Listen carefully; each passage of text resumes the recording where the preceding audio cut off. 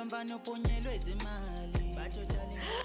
evening, Mzansi, and welcome to the Tuesday edition of Trending SA right here on SABC3. The trends and topics are locked, stocked, and I got my two smoking barrels to help me deliver the goods. I'm the only lady in the house today, and I go by the name of Lesotho Tlhabi, just in case you didn't know. And I've got my Blair over here who claims to be an emperor. Boom, boom, boom, boom, boom. Is that the emperor? I am the emperor of the greatest city in the world, Umlazi. Okay. I'm here. And a man who is smooth on the airwaves and says he is the bigger of the two locked barrels. It's Mo Flavor. That's right. I shoot my shot and I don't shoot planes. Wow, did you really say that on national television? The bullseye! You got kids. In that case, let's go to top trends. Wow.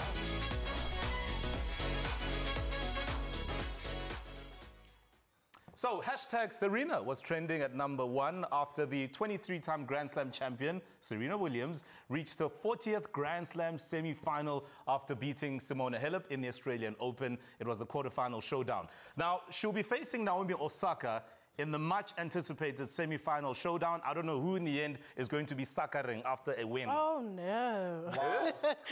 You're on fire today. Wow. So from Soweto.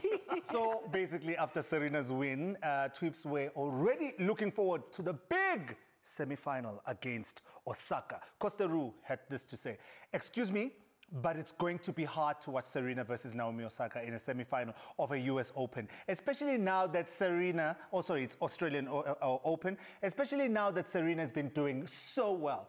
Then twice as nice." Why do you guys write your names like that on Twitter? Enter the chat with this. "I don't know if I can watch Serena in this semi-final against Osaka. My heart won't be able to take it." Jax Amahle weighed in with this. "We all want Naomi to win, but we need Serena to win." I agree. It's hotly contested. And you know, this whole conversation about these two incredible athletes got me thinking, which other showdown, a head-to-head, an absolute clash of the titans, would you love to see go down? And who do you think would come out triumphant? Okay, so I know people might have me for this. I'm not saying they're equal. But Beyonce versus Mariah Carey, I think, is a super showdown. I would love to go to the show. I mean, I'd choose Mariah over Beyonce if it was a concert. I do think that Beyonce gives you choreography, hairography, but Mariah's voice is just... And I am a Mariah Carey fan, so I feel like I'm actually being a traitor right now. But if I had to choose which concert to go to, I would go to a Beyonce concert. Because a Beyonce concert is lights, camera, action, changes. Mariah, basically, it's nice gowns, beautiful gowns. You're not gonna and a mic stand. Reduce it to gowns. No, if she sang at a pub or somewhere, I'd go and watch her intimately with a drink. Mariah, you know? I'm so sorry. I'm so sorry. I know she's watching. I can't believe you guys are arguing. This is simple. Mariah is the better singer. Yeah, definitely. I would definitely go to Mariah. No, definitely. Concert. Absolutely. No, definitely. And But the thing is, from finish to, like, start to finish. The thing is, Beyonce at Mariah's age would probably still look like Beyonce today. But that's a story for another. What are you saying about Mariah? Guys, I see that showdown, guys. But can you imagine a match between Vusinova and Langa Mavuso? Yeah, How do you think that would go down? Well, I personally, honestly, am sorry about this. I don't know Vusinova's music, so I am team Langa if there's a showdown. Can I just say, right, I've seen enough of Vusinova. Maybe not as much as Sumizi has, but I've certainly seen a lot of Vusinova. So I'll definitely go to a Langa concert because I want to, get to experience his music, get to see what he's all about, yeah? You know what you just opened up there. I would definitely go to a Vusinova song. And I love you, Langa, I'm sorry. But I would go to a Vusinova because I just know the songs. I just want to go... So you're there. Hands in the air. Not when Langa plays the whole piano, but anyway. What about this one, right? Fantasia, Jennifer Hudson. I mean, this would probably shatter all windows, all glasses. Our table here in the studio would break in half. Yeah, it's just too loud. You can hear this picture, guys. You can hear. No one needs to exert that much effort into one song. No. I would actually go to a Fantasia show, and they both sing in caps, yes, but there's more soul in Fantasia that I like, that gospel-y, I like that. Sure. Can you imagine these two singing Happy Birthday to You? I mean, it's like, no, it's not my birthday, it's not my birthday. They can sing from America without the mics, and you'll hear it. Anyway, guys, this next story is tipped to be the most anticipated TV moment of 2021 after it was announced that Miguel and Mogul TV presenter Oprah Winfrey will have an exclusive TV sit-down with the not-so-Duke and Duchess of Sussex. Soon after the announcement, social media, because you guys love indaba zabantu, there were speculations all over. Uguti, are they going to give us the sauce, the juice as to why they left the royal family? And however, social media chose violence with their remarks, and this is what they had to say. Mike PB said, and she wants us to like her? For someone who wanted to stay out of the limelight, Hollywood prima donna, sorry, but I just don't like the way she goes about things. And if this does turn out to be about our royal family, she can do one. Just my opinion. Lauren Tagg weighed in with this. He said, Harry and Meghan are not the first people to actually do a TV interview in terms of the royals. Charles, Diana, and Andrew have all done TV interviews. In relation to privacy, it is privacy on their terms. They tell their story, unlike stories from the media, which are full of misinformation and lies. Head on, correct. Sure, correct. So much violence. Look, Miss Winfrey did not become the queen of talk for nothing. Over 25 years in the game, she literally changed the game. I mean, think of those cutting-edge, candid, and sometimes very brutal interviews. Now, I mean, she practically raised all of us. We've all seen her in full flight. But in light of all these discussions and this upcoming interview with Meghan Markle and Prince Harry that she'll be having, I would love to know from you guys, which interview has been the most uncomfortable, awkward, or, you know, a WTF where you're thinking, oh my gosh, what just happened on TV? I'm not going to even mention names because both of these people on this video are legendary. This is what happened. So freaking mean to me. I was in shock. Do you take responsibility for the situation that you're in right now? 100%. 100%? 100%. I couldn't believe it because I loved her so much. I admired her and looked up to her. And she... So this was when Toni Braxton, I think it was the second time she got broke, or I think it's the first time with her bankruptcy. And then Oprah did an interview, and Oprah went in at her for having Gucci cutlery and whatever. Even until today, Toni Braxton still can't stop thinking about that. About the way you used to be. Yeah. Well, I mean, if everybody's going to tell you, it's got to be Oprah. Wow. Tell you She's ways to so get off. judgmental. No, I that can't. was very She's very judgmental, Mo. Please don't care. Don't worry about my Gucci cutlery. Here's another one, guys. I don't know if you saw this, right? Tom Cruise paid Oprah a visit. I mean... You know, Katie once told 17 magazine, yes! I don't understand. Is he a cricket? How did he so quickly... Plyometrics. No way. What irritated me about this is that he actually went to Oprah's studio, announced, jumped on the couches, and then didn't invite Oprah to the wedding. But Oprah was an interviewer. No, if you're going to jump on my couches, I'm coming to your wedding. Okay, dear trending guests, apparently you all have to invite Mablet to your wedding.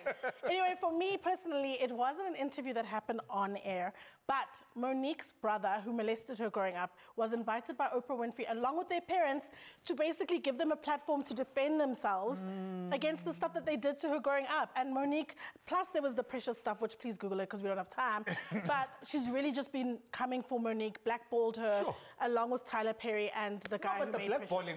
The blackballing was a separate issue. But it's just, she keeps coming this and was coming. This was actually very, very, very problematic. Yes. And we all know, maybe it was because it was a different time. When did this happen? I mean, it was like 2010 or whatever. Yeah, so it was a different time. It's not that long ago. It wouldn't have come. It wouldn't have come now. I just think Oprah has long had things with especially black women where she's actually kind of problematic. I mean, I'm just thinking, is Oprah the kind of person who will interview your side, bae? Like, will she do that to you? Because by the looks of things, she will. I mean, is this even problematic?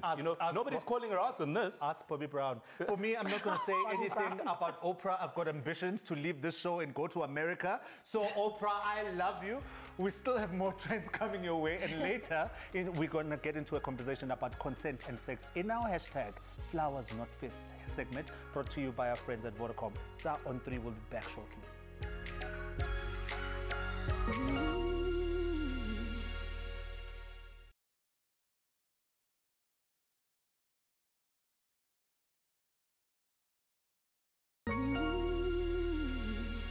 Go highway, cruising lane to lane. Welcome back. You're still tuned in to Ta on 3. So, hashtag back to school was flooding my timeline. This is after the Ministry of Education, under the leadership of Minister Angie Motshekga, announced that public school learners will be commencing with school this week. This, of course, comes after the minister's briefing where she told the media and us, the public, that the department plans to mitigate COVID-19 and save the academic calendar. And then soon after that, Tweeps took to social media to share their concerns and jubilation. That's Beast Boy weighed in with this. We're back at it! Matric 2021. Why is it? The Zap sign. And then the Zap sign, is matriculate. And then the real mariachi had this to say, back to school, finally we get to rest. Yo, terrorists. And then Alex warned us with this, said, back to school is exciting, but let's remember to protect our children by blaring out school badges, logos, the names of schools. Social media is both good, bad, and ugly. And some parents and teacher unions are still concerned about the readiness of schools and the safety of teachers and learners. Now, the big question is, should learners go back to the classroom or should we postpone until it's safe to do so? And what does that mean for the learners at public schools? Dad? I mean, here's the thing, right? Government had so much time to plan for life in the middle of a pandemic. Think of the last 9 months of schooling, very difficult, up and down, on and off. But in that time, why were we not planning? Why were we not preparing for this moment? Are you asking why the ANC is not prepared? The government, the ANC, whoever. Why did it take such a delay in the reopening of schools? Did we not learn anything last year? I would love more. I see your investment in this, but I choose not to do what you did and have kids. So I'm more concerned about this. This government has prioritized education because it knows that it's only through education that we can deal with some of our challenges that are here.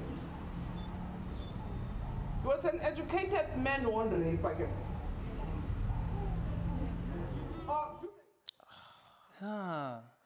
So basically, this is what the Minister of Basic Education said whilst doing a presentation at a school in Pretoria. I'm actually glad that the kids reacted in shock over what she said, because that's the general sentiment in the country. It is a shocking statement. I mean, it's actually a good thing that the kids saw that statement as problematic, because it goes without saying. Since when is rape associated with your level of education, your standing in society, who you are, your status? Since when? Okay, Mo, I just want to say to you guys at the table and to everybody in South Africa that I love you. Do not attack me for this. I get what she was trying to say. She's completely wrong for what she said. I get what she was trying to say, guys, go to school so that you can become model citizens and not commit petty crime. She just used rape. Guys, don't kill me. Okay, what I want to know though is why every time we talk about rape or GBV, men come and want to give people benefit of doubt.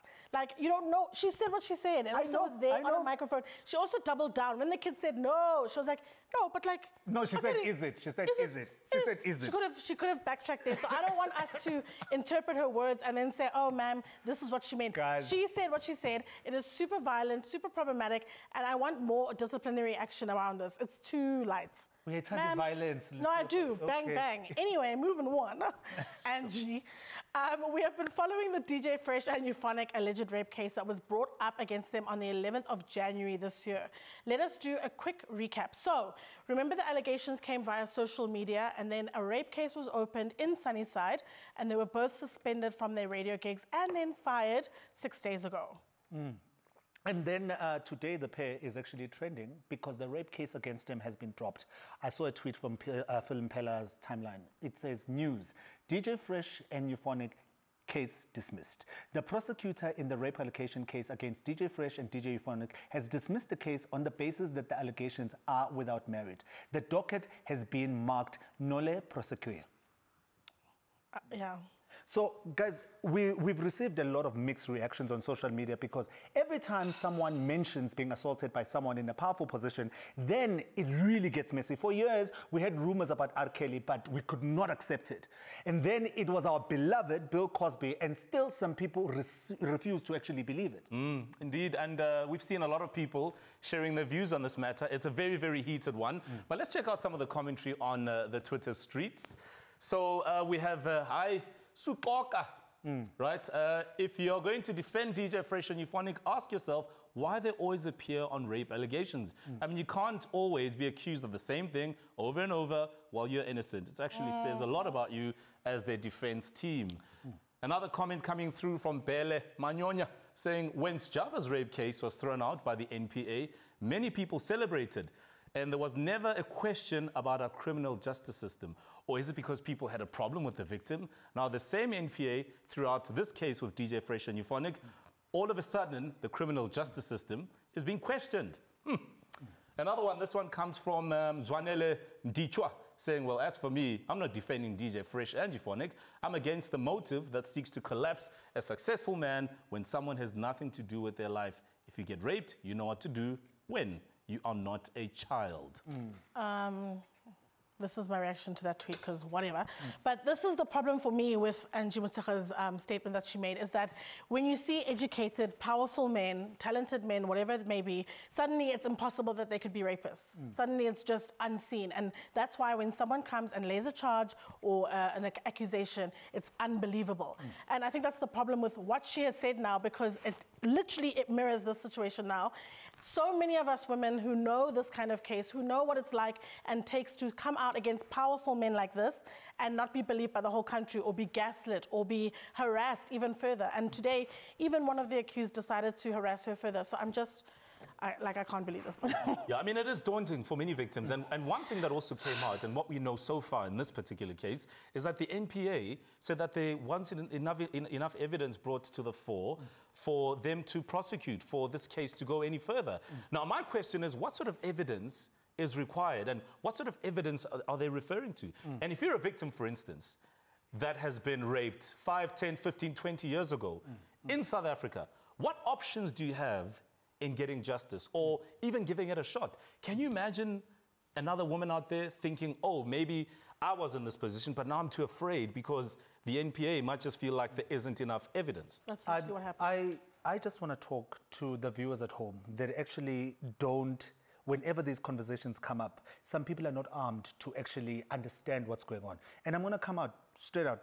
I love DJ Fresh and I love Euphonic. You know what I'm saying? And I don't want to take that away. They've been kind to me and whatever. But what I can't do on this show is sit on this table and say, just because there was not enough evidence to actually prosecute, it means that they didn't do it.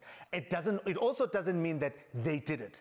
But what we can't do as society, I'm speaking for all of you that are on Twitter going, this woman is a liar, is to re-victimize somebody who has come forward. So I don't know what went on with this case.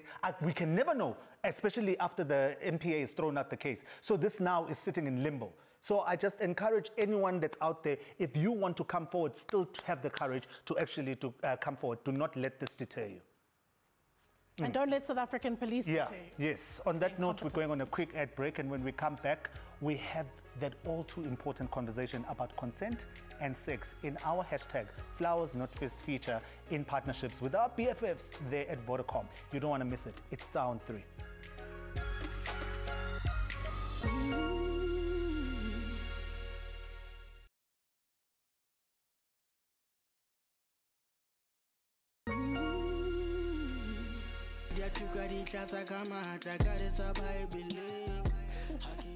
Welcome back to Sound 3. So gender-based violence has always been a crisis-level issue in our country, with tens of thousands of women and children affected, abused and killed. I mean, as part of our theme for hashtag Flowers Not Fists, we're focusing on Vodacom, who have created a GBV command center in an effort to provide the much-needed help and the support to victims of the second national epidemic. And of course, in addition to the call center, Vodacom have created a free app known as Bright Sky, which gives resources and assistance to those in need, while of course keeping the details anonymous and secure, which is very important. And on that note, it is time for hashtag Flowers Not Fists.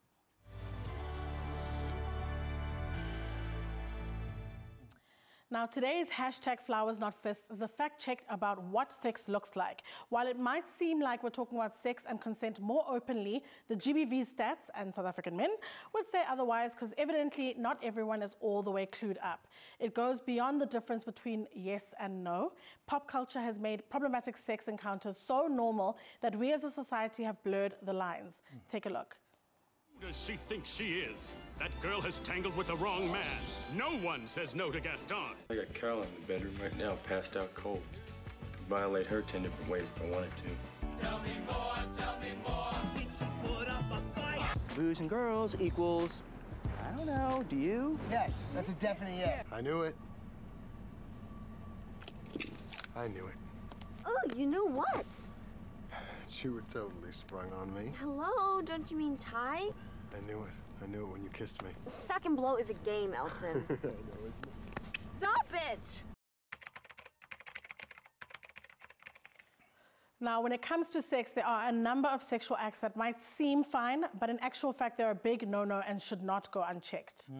Exactly like when your partner actually removes a condom during sex without your consent or knowledge. This is what we call stealthing, and it is by law a sexual assault and straight up betrayal of someone's trust. So it definitely deserves this. Yeah, because in any healthy romantic interaction, continuous communication every step of the way, whether you're sexting, hooking up, or in a committed relationship, is a must. And then there's this very, very problematic and common thing, right? Where the other person is sleeping, drunk, unconscious, or perhaps consented, and then falls asleep. I mean, that is a big no. So, in conclusion, the other person has to be capable of making informed decisions and isn't intoxicated or incapacitated or being coerced. Consent needs to be demonstrated freely and clearly. And most people think non-consensual sex just goes, no.